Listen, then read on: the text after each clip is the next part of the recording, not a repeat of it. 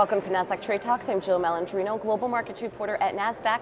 Joining us for this segment, we have Kevin Kelly, founder and CEO of Kelly Intelligence. We're going to discuss technology in the healthcare space, which could be the next industrial revolution. Kevin, it's great to see you as always. Welcome back to Trade Talks. Thanks for having me. And technology, it's played a big role in previous industrial revolutions, but you think the next one is going to be in the healthcare space? Yeah, so if we look at the previous industrial revolutions, it was really around transportation, metallurgy, you've got energy, and so it was all about technology that improved our daily lives. And so we think the next wave of industrial revolution is actually going to be the change to our own bodies and our actual physical specimen. And it's really going to be predicated on a newer technology called CRISPR and gene editing, and that's actually going to edit our DNA. That's kind of interesting, like Terminator-ish kind of sounding. There's been some interesting deals in the CRISPR space, some involving the government. What have you seen? Yeah, so this goes back to the industrial revolutions, and what was really the epitome of them was sort of governments investing in those spaces. And so what we've seen actually this past year in September and October, we've seen the CIA actually invest in a startup, a CRISPR startup that wants to bring back the woolly mammoth.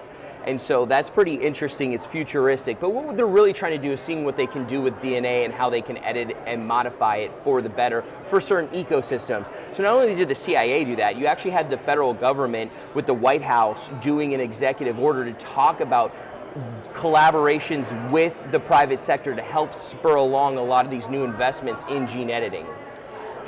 A big CRISPR first happened in December. What's the significance of that? Yeah, so we're talking about editing the body, and what CRISPR is going to do is a force for good. So in December it came out that actually a girl, a 13-year-old girl, was dying from leukemia and nothing worked. Chemo didn't work, bone marrow transplants didn't work, and what they did is they did a base editing program on her, and now she's in complete remission. They cannot find leukemia at all throughout her body, and it was the first time we had ever used base editing, which is sort of CRISPR 2.0. When you're in these industrial revolutions, the rate of change happens fast. This is the next iteration of CRISPR, and it's only been around for 10 years, and it's already rid a 13-year-old girl of her leukemia. So it's happening fast, and it's happening for the benefit of good. That is really quite remarkable. I would imagine there's some ethical pushbacks there? Yes, there's a lot of ethical pushbacks, and what you're seeing is governments coalesce around it.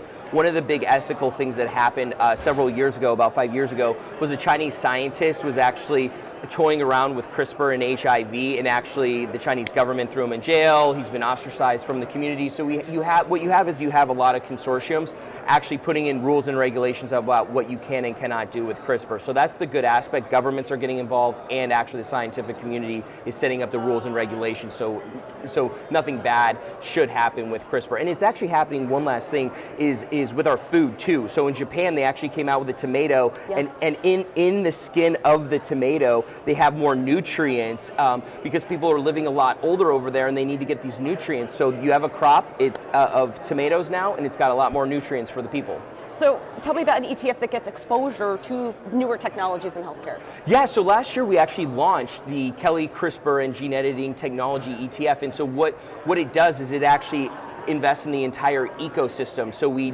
invest in the actual technology companies, the development solution companies. So Regeneron does a lot of deals with like Intellia. So you have partnerships there. Pfizer did a big deal with Beam last year. And then the last section is the mapping and genome sequencing section, because we think we finally mapped the genome after 20 years. We found 99 new different DNA strands that we can actually modify now. And so we think it's complete, but we invest in those three sectors. It's really quite remarkable.